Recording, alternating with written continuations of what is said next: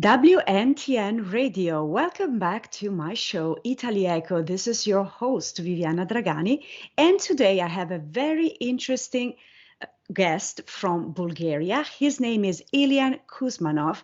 So, Iliyan, hi, welcome, and congratulations for being first Bulgarian writer hiring top 20 of Amazon and receiving major book prize here in the US. Welcome to Italy-Echo. Thank you. Thank you. So let's start talking about yourself. So you are a very interesting and mysterious person. You have been traveling a lot in your life and you have been to Italy as well, right?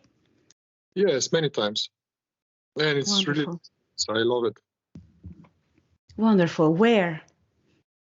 Rome, Venice, Naples, Naples, love it.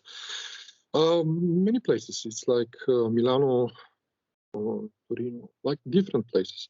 A lot. I was traveling a lot, but it's I cannot say which one is my favorite. Maybe Rome, maybe Naples. I don't know. Napoli, Roma. Okay, and you have been traveling to the UK, working in the UK, and you told the media in the UK that you learned everything about business on the streets of London. But we know that in Montreal, you worked during the mayoral elections. Did you hear anything about the New York Six family or the Bonanno family? No, I was working with one of the candidates for the mayor elections in Montreal, Marie-José Mastro Monaco, and she was from Italian family, but they were wonderful people. She was in the educational system of Montreal. She's from the Liberal Party, and she's from the Black family, and she's that wonderful people. It was a really nice experience for me. It was when I was finished my university, and it was like really, really nice. Great. And some people are saying that you were not only assisting, but coordinating with a lot of people. So did these connections and experience lead to your success in London? I was responsible for a few people that they were helping during the election. Actually, I was one of these people, and the lady just put me on. She took me with her, and I started assisting her and just a bit coordinating these people. But it wasn't something like major or something really important. Mm-hmm. And in some interviews, you mentioned the oldest church in London at which you worked from day one. So before that, were you studying religion? Just a bit in Canada. I was thinking to do a PhD, history of religions, but in one moment I decided just to stop and start doing business and working. And on your London client list, there are some of the most influential people in the country, if not in the world. So as well as some of the very richest. Is that true? Yes, I have really nice clients, and I'm trying to do my best. But I'm prefer to be more to keep it more private. But yes, I'm working for really nice people in London. Wonderful. And speaking about honor and secrecy, so you have been in Venezia, Italy, in the oldest private clubs in Europe. Were you learning how to serve better?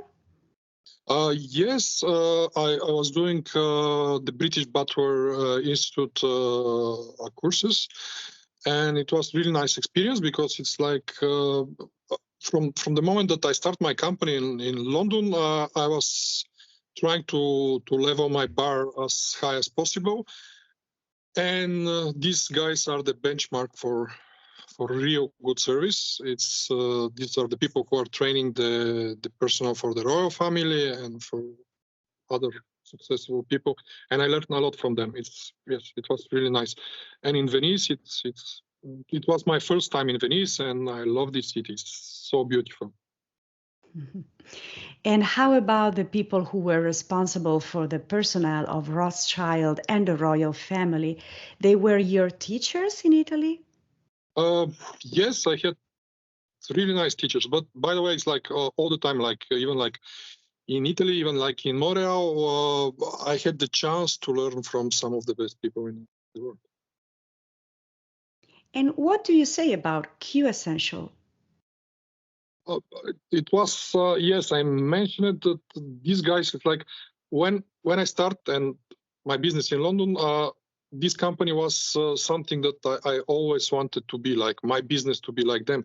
They provide really personally tailored service, and it's like it was like a joke because it's like I just proposed myself to them and said like, guys, I just want to work for you. It's like I don't want to be paid or whatever. I even can give you from my stuff. I just want to learn. But this was my motto from all the time, all the places wherever I've been. It's like I'm just trying to learn and to be better and to excel myself. And now tell us about the story of the Russian girl with whom you crossed the world, visited some of the best doctors, and even made her documents for travel to the UK. Was she somehow linked with the Russian mafia? I don't know. It's like yes, it was really interesting story, and even a year ago, a hospital from Kiel, Germany, they returned me some money that I spent there, and with this money we help here in Bulgaria the local artists, the people who are doing writings and all that. It's like. It was really life-changing experience traveling around the world. Like even with her, I visited Dalai Lama, personal doctor. I was in the Himalayas and all that. It was really nice. I don't know. It's like it was really complicated story, but maybe it's for that I'm doing my foundation here in Bulgaria now. It's like this was one of the reasons that I'm trying to fight human trafficking and all these things. Thank you. And you had an encounter in the Philippines and recently had an interview with a guy who is really popular in Russia, hundreds of thousands of followers.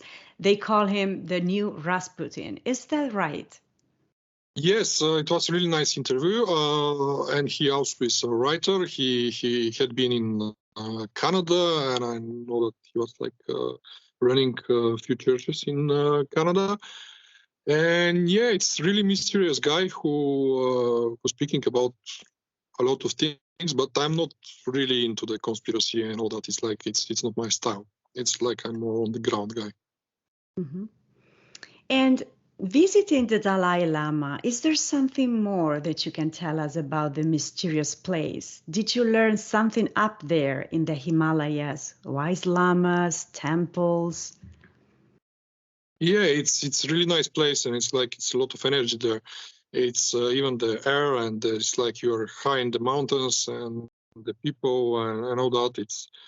But for me, it's like I wasn't there for myself. Even that I supposed to stay a bit longer, I stay shorter. But it was really nice experience. Like even now, I had a presentation of my book in Sofia, and with the British Bulgarian Chamber of Commerce. And before starting the presentation, in one moment, I just saw a guy with orange, and I just like saw a monk in front of me. I said like, oh, it's like, oh, what do you want? It's like I want to autograph, and I said like, okay, maybe there is, it's like somebody's making a jokes with me.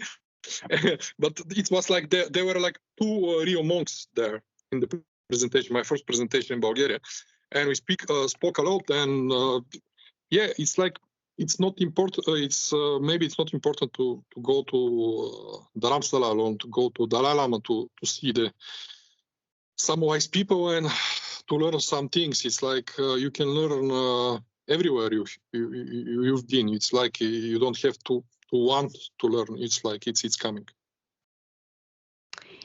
And Iliyan, one of the best-selling authors in New York, who is also a Buddhist, recently said your book is just the thing he was looking for. How is it possible for an outside man to get so much wisdom? Joseph, he was saying the exactly the same thing, that it's like he was saying that when he started practicing Buddhism, he read a lot, and most of the books were just like straightforward. And what he discovered with my book, it was this not ordinary way, and it's like I don't have rules inside the book. I don't say people to do some things, and he's saying this is the Buddhism. This is the important things, because you don't have to search for something to find it. It's like it's finding you when you don't search it. It's like it's quite reverse than our understanding about wisdom, because usually we have the notion that we have to go and learn and read about the wisdom, but in the Buddhism it's a bit different. It's like sometimes the wisdom is finding you when you don't look for it. It's like it has to happen naturally. It doesn't have to happen by force. By the way, this is in the title of the book. It's the book is called like, if you meet Buddha, kill him, and it's a koan from the Buddhism, and it's because Buddhism is basically built on the dialogue between teacher and the student, and after many years spent in the monastery, teacher provoke the student by telling him, like, if you go on the road and meet Buddha, kill him. And in this moment, the student is like, it's really confused, because he's saying like, okay, I devote my life to Buddhism, this all the study, and to Buddha, and you're telling me if I meet Buddha to kill him, it's like, what's happening? And in this moment, teachers tell him that you have to have own compass, like moral compass, ethical compass. And during all these years, I built you as a person that has to be able to say, like, no, I will not do that, because this is not the way that I want to. This is about the critical thinking, that not always we have to listen the authorities, not always we have to follow them. Sometimes this is not my way. This is a different way. I don't want to do it. Got you.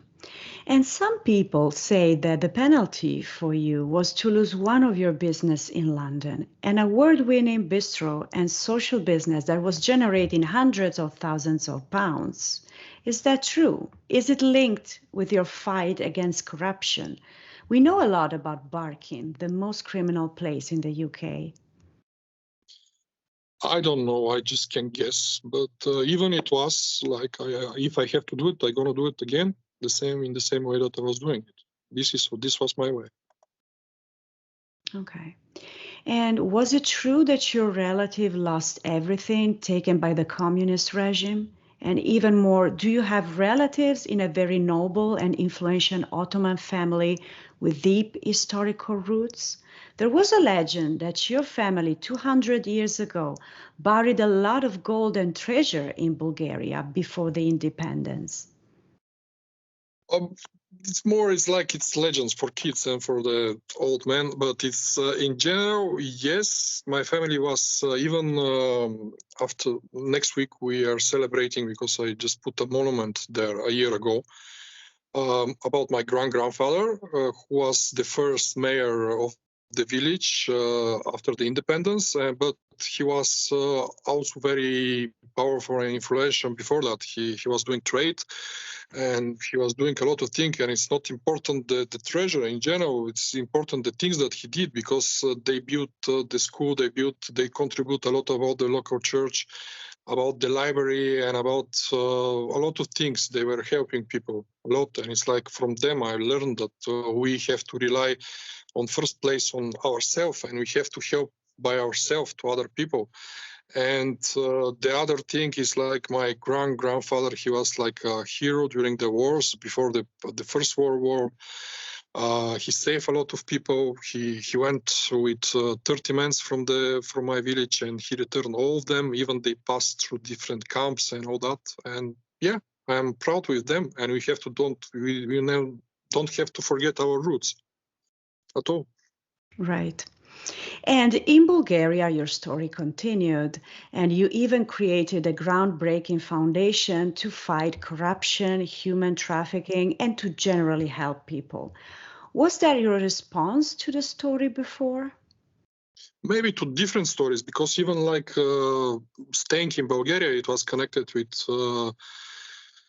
really complicated story. With it's in my life, it's always connected with woman, and then maybe into woman with troubles.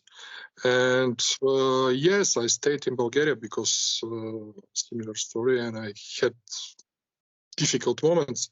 And what I try to do, it's just to build a bridge, because like, you know what I learned from Venice, it's like there was a saying that when Marco Polo was traveling and when he was to Genghis Khan was asking him what was the greatest invention that you did in Venice. And what Marco told the Genghis Khan, it was the greatest thing, it was our bridges, because we were connecting with people.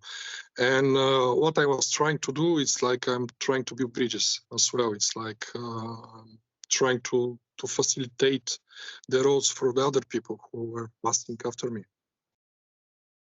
And can we say that you are a modern version of Robin Hood or something like that? No, I don't steal money, but I'm using the money from some people. With their help, I'm doing a lot of things, and I'm providing service for that. It's like it's mutual, but I own them a lot. Thank you, Iliyan. So where can our listeners find your book, more information about you and your book? On Amazon. The book now is on English, and there are a lot of publications now. It's about these personalities more interesting than the book at all. Okay, so again, the title is If You Meet Buddha, Kill Him, A Pilgrimage to Freedom by Iliyan Kuzmanov. Thank you so much for joining us today. Thank you very much. Thank you.